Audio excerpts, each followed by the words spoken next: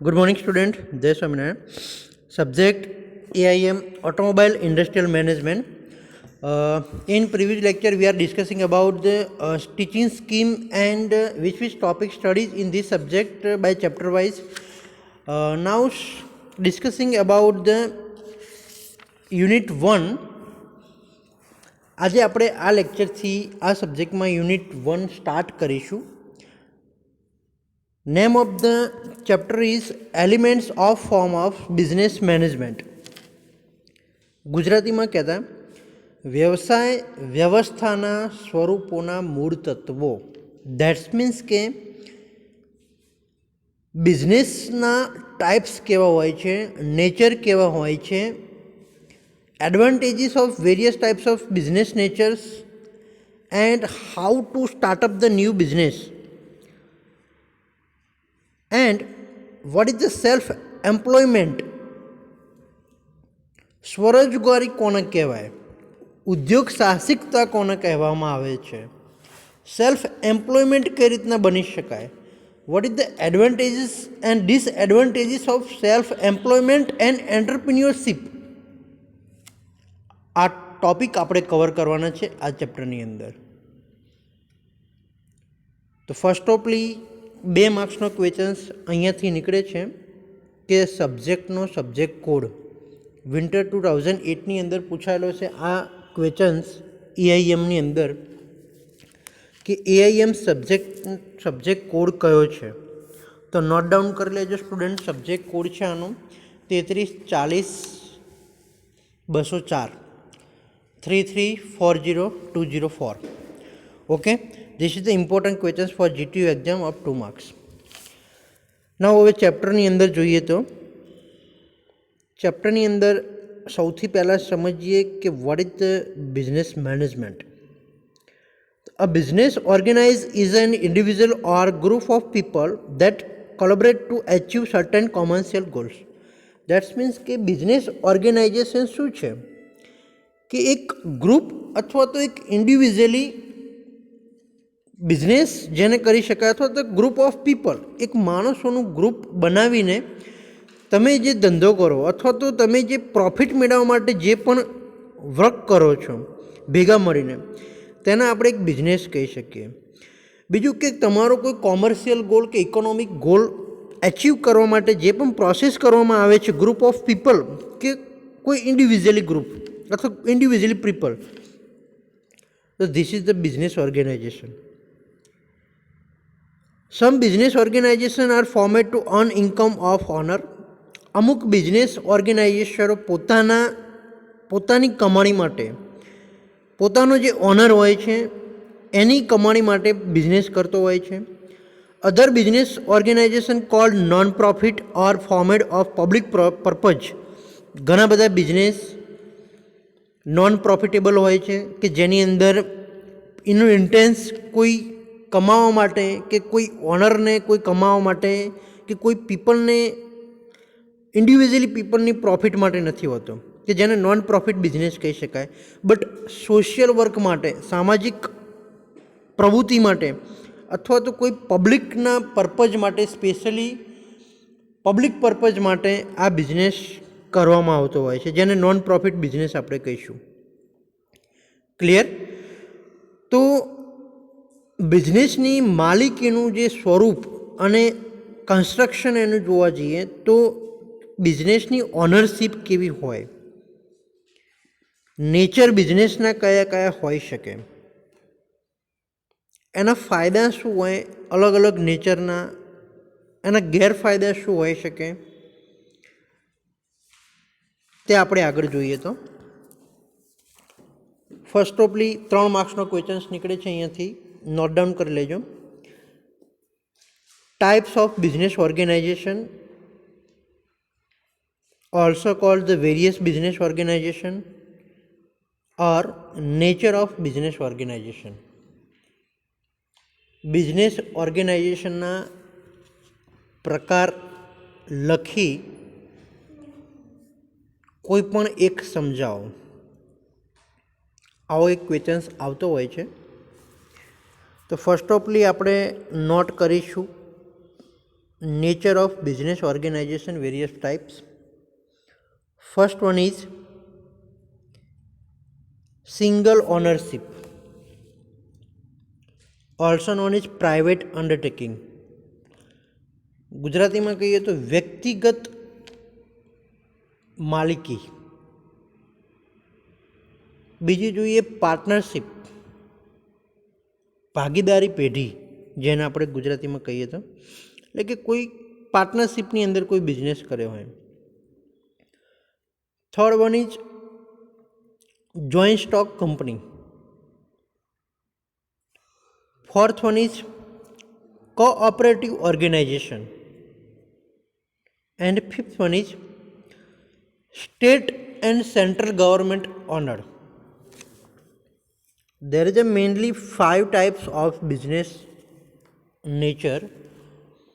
Business કરવાના, business organise કરવાના, profitable કે નોન પ્રોફિટેબલ, કોઈ પણ ટાઈપનું કહી શકાય કે જે બિઝનેસ કરવાના જે ટાઈપ્સ જે છે તે મેઇન આ 5 પ્રકારના છે.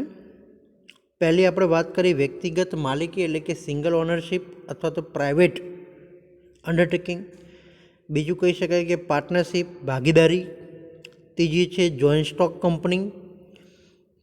Fourth one is cooperative organization. And fifth one is state and central government.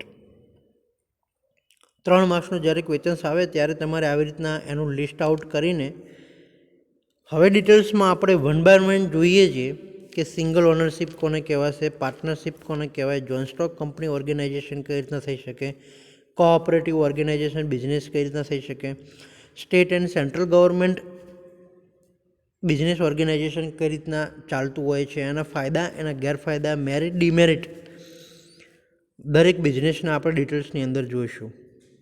આવી રીતના તમારે લિસ્ટ આઉટ કરીને કોઈ પણ એક ડિટેલની અંદર સમજાવવાનું રહેશે. તો ફર્સ્ટ ઓફલી આપણે સ્ટાર્ટ કરીએ સિંગલ ઓનરશિપ, સોલ ટ્રેડિંગ. વ્યક્તિગત માલિકી, જોડે જોડે ગુજરાતીમાં પણ નોટ ડાઉન કરતા રહેજો સ્ટુડન્ટ. વ્યક્તિગત માલિકીનું બિઝનેસ એટલે શું? What is single ownership business? તો જે બિઝનેસની માલિકીનું પોતાનું ઇઝી ફંડિંગ હોય અથવા તો ઇઝી કન્સ્ટ્રક્શન કરેલું હોય એને, તે પોતાના સ્વાભાવિક રીતે અથવા તો સ્વતંત્રતાથી ફ્રીલી પોતાની ઓનરશિપથી ચલાવતો હોય. ટૂંકમાં કહીએ તો તેની અંદર decisions, fund, people, man power બધી જ વસ્તુ જે પોતે જ હેન્ડલ કરતો હોય અને પોતાના જ નિર્ણયો કરતો હોય, એ બિઝનેસને આપણે શોર્ટમાં કહી શકીએ કે સિંગલ ઓનરશિપ છે, ઓનેડ બાય વન પર્સન. તો શું ડેફિનેશન આપીશું આને સિંગલ ઓનરશિપની? કે જે બિઝનેસ પોતાની સ્વતંત્રતાથી અથવા તો મેન પાવર કે ડિસિઝન પોતાના માલિકના જ નિર્ણય હોય, તે બિઝનેસને સિંગલ ઓનરશિપ બિઝનેસ કહીશું આપણે. કે જેની અંદર સમગ્ર રિસ્પોન્સિબિલિટી અથવા તો જવાબદારી, ઓલ રિસ્પોન્સિબિલિટી જે પોતાની જે સત્તા જે ચલાવતો હોય તે ઓનરની જ હોય. રિસ્પોન્સિબિલિટી સાથે સાથે બિઝનેસમાં થતા નફો કે નુકસાન, પ્રોફિટ કે નોન પ્રોફિટ કે કોઈ પણ ટાઈપનો લોસ, તે પોતાના જ ગણાય છે. એ જે ઓનર હશે એ ઓનરના જ રહેશે. એની અંદર કોઈ મેન પાવરના કે કોઈ પણ ટાઈપના અધર કંપનીઝ એની અંદર ઇન્વોલ્વ નહીં હોય. તો એ નફો કે નુકસાન પોતાનો જ રહેશે. તેના શોર્ટમાં કહીએ તો સિંગલ ઓનરશિપ કહી શકાય. રિસ્પોન્સિબિલિટી કાયદાકીય હોય કે કોઈ પણ ટાઈપની જવાબદારી હોય, તે વ્યક્તિગત માલિક જે હોય, જે પોતે ઓનર હોય એના માથે જ આવે છે સિંગલશિપ ઓનરશિપ બિઝનેસની અંદર. અથવા તો કોઈ ઇન્વેસ્ટમેન્ટ કરવું હોય, મૂડીરોકાણ કરવું હોય, કોઈ ફેસિલિટીની જ્યારે જરૂર હોય ત્યારે એ ફેસિલિટી અને ઇન્વેસ્ટમેન્ટ જે થાય છે એ પોતાના ઓનરશિપ દ્વારા જેને થતું હોય તેને આપણે કહીશું સિંગલ ઓનરશિપ બિઝનેસ. હવે વાત કરીએ એના ફાયદા અને ગેરફાયદાની. What is merit and demerit of single ownership business? 3 માર્ક્સની અંદર સ્ટુડન્ટ આ ક્વેશ્ચન્સ આવે છે. અલગથી પણ ઘણીવાર પૂછાયેલું છે અથવા તો એવી રીતના બી પૂછાયેલું છે કે સિંગલ ઓનરશિપ બિઝનેસ સમજાવીને તેના ફાયદા અને ગેરફાયદા જણાવો. Explain the single ownership business and write down the merit and demerit of single ownership. એના ફાયદા અને ગેરફાયદા શું હોય તે આપણે જોઈએ તો સિંગલ ઓનરશિપ બિઝનેસની અંદર એડવાન્ટેજીસની વાત કરીએ તો પહેલાં તો હેન્ડલિંગ જેનું હોય એ સરળ અને ફ્રીલી એટલે કે સ્વતંત્ર હોય. એનું વ્યવસ્થા જે કરેલી હોય એની જે મેનેજમેન્ટ હોય એની અંદર પોતાના ડિસિઝન્સ હોય એટલે ઝડપથી ડિસિઝન્સ અને એનું જે મેનેજમેન્ટ હોય એ ફ્રીલી કરી શકે છે. અથવા તો બીજો એનો ફાયદો જોઈએ તો અંડર ઇન વન કંટ્રોલ, એકના હાથમાં જે કંટ્રોલ થઈ શકે છે એ મેઇન એનો ફાયદો હોય છે. બીજું નો પ્રોફિટ શેર, એની અંદર કોઈ પ્રોફિટ જે પણ થતો હોય એન્યુઅલી, ક્વાર્ટરલી કે મંથલી એ તમારે કોઈ પ્રોફિટને શેર કરવો પડતો નથી, પોતાનો જ પ્રોફિટ હોય છે. બીજું જોઈએ ફાયદાની અંદર તો કે બિઝનેસ શરૂ કરવા માટે જે મૂડીરોકાણ જોઈએ અથવા તો ઇન્વેસ્ટમેન્ટ્સ, આપણે ઇનિશિયલ ઇન્વેસ્ટમેન્ટ જે કહીએ સ્ટાર્ટઅપ માટે તે આની અંદર બહુ ઓછું અથવા તો નહિવત પ્રમાણમાં જોતું હોય છે.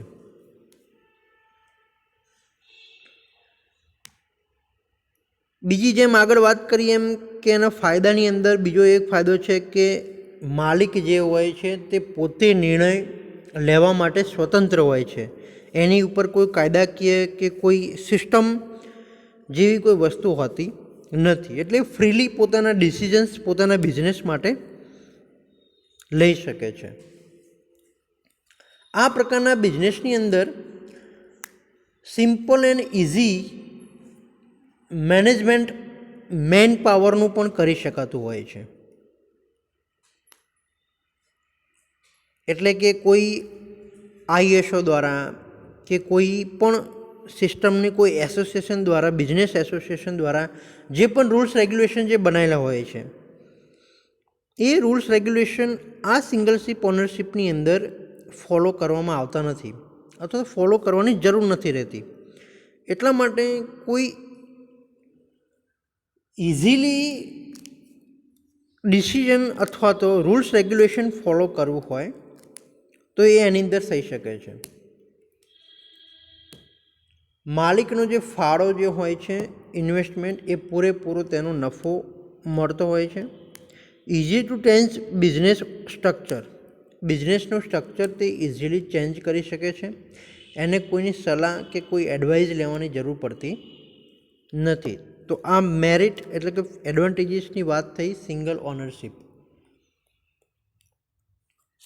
ડિસએડવાન્ટેજીસની વાત કરીએ તો ગેરફાયદા શું છે એના કે બિઝનેસની દરેક જવાબદારીઓ જે રિસ્પોન્સિબિલિટી કહેવાય એ માલિક પોતે જ જવાબદાર છે. એની અંદર બીજા કોઈની રિસ્પોન્સિબિલિટી અથવા તો બીજો કોઈ માણસ એની અંદર જવાબદાર રહેતો નથી. Unlimited liability, success or failure or the business rest on the person. કોઈ પણ જાતનું પ્રોફિટ હોય, સક્સેસ કે ફેલ જે પણ બિઝનેસની અંદર જાય તે પોતે માલિક જ જવાબદાર હોય છે. એની અંદર કોઈ અધર પર્સન કે અધર ફેક્ટર એની અંદર અફેક્ટ કરતા નથી. બિઝનેસ ચલાવવા માટે જે ફંડિંગ જોઈએ, જે ઇન્વેસ્ટમેન્ટ કરવું પડતું હોય છે, એની અંદર ખાસ એ લોકોને ઉણપ રહેતી હોય, એટલે કે શોર્ટ આઉટ બહુ રેશિયો રહેતો હોય છે. વધારે ફંડિંગની વારંવાર જરૂર પડતી હોય છે. લોસ થવાના જે ચાન્સીસ હોય છે તો પોતાની સિંગલ ઓનરશિપ બિઝનેસની અંદર compare to other business organization nature કરતાં વધારે રહેલા હોય છે. આવા બિઝનેસના વર્કમેનશીપ અથવા તો કર્મચારીઓ જે હોય છે તે નફામાં હિસ્સો મેળવી શકતા નથી. જે પ્રોફિટ કંપનીનું થતું હોય છે એની અંદર એ પાર્ટનરશિપ થતા નથી. એટલા માટે પોતાના બિઝનેસને ઓર્ગેનાઇઝેશન અથવા તો પોતાના બિઝનેસને ગ્રો કરવા માટે મેન પાવરનો કંઈ ફાળો હોતો નથી. બીજું કે એના જે મેન પાવરની વાત કરીએ તો કર્મચારીઓને બોનસ કે પછી કોઈ પ્રમોશન મળવા પાત્ર આની અંદર આ બિઝનેસની અંદર હોતું નથી. એટલા માટે જે ડિસિઝન્સ હોય છે અથવા તો ઇન્વેસ્ટમેન્ટ જે હોય છે અથવા તો પ્રોફિટ કે લોસ જે કહીએ તે દરેક રિસ્પોન્સિબિલિટી પોતાના ઓનર ઉપર જ રહેતી હોય છે. પોતાની જવાબદારી જ ઉપર હોય છે. તો આ વાત હતી demerit or disadvantages of single ownership business. Hard to take the holiday, એની અંદર કોઈ પોતાની જવાબદારી વધારે હોવાથી કોઈ રજાઓ બી નથી મળતી. હાર્ડ વર્ક કરવું પડે છે પોતાના બિઝનેસને ગ્રો કરવા માટે. અધર બિઝનેસના જે રૂલ્સ રેગ્યુલેશન હોય છે તે ફોલોઅપ નથી થતા, પણ એના લીધે એને બિઝનેસને આગળ લઈ જવા અથવા તો ગ્રો કરવા માટે પણ તકલીફો પડતી હોય છે. તો આ બધી વાત થઈ ગેરફાયદા એટલે કે ડિસએડવાન્ટેજીસ ઓફ સિંગલ ઓનરશિપ. તો સ્ટુડન્ટ આજે આપણે બે ક્વેશ્ચન્સ જોયા. ફર્સ્ટ ક્વેશ્ચન્સની અંદર આપણે વાત કરી various types of form business management, what is business organization. Second questions આપણે ડિસ્કસ કર્યો 3 માર્ક્સનો, various types of nature of business organization. Business ઓર્ગેનાઇઝેશનના અલગ અલગ નેચર લખો, એના પ્રકાર. Third one is discussing the single ownership business and also they discuss the advantages and disadvantages of single ownership business. એ પણ આપણે ડિસ્કસ કર્યું. તો આજે 3 ક્વેશ્ચન જે ડિસ્કસ કર્યા સ્ટુડન્ટ ખાસ નોટ આઉટ કરી લેજો. નેક્સ્ટ લેક્ચરની અંદર આપણે જોઈશું partnership business. What is the partnership business and what is the merit and demerit of partnership firm. ભાગીદારી પેઢી જેને આપણે કહીએ છીએ ગુજરાતીમાં, તેના ફાયદા ગેરફાયદા શું છે, ભાગીદારી પેઢીની અંદર બિઝનેસ કઈ રીતના થઈ શકે છે, એનો ઇન્ટેન્સ શું હોય છે, એની અંદર ઓર્ગેનાઇઝેશનને કઈ રીતના ગ્રો કરી શકાય, એ આપણે ડિસ્કસ કરીશું. તો 3 ક્વેશ્ચન્સ ખાસ સ્ટુડન્ટ નોટ ડાઉન કરી લેજો. Thank you.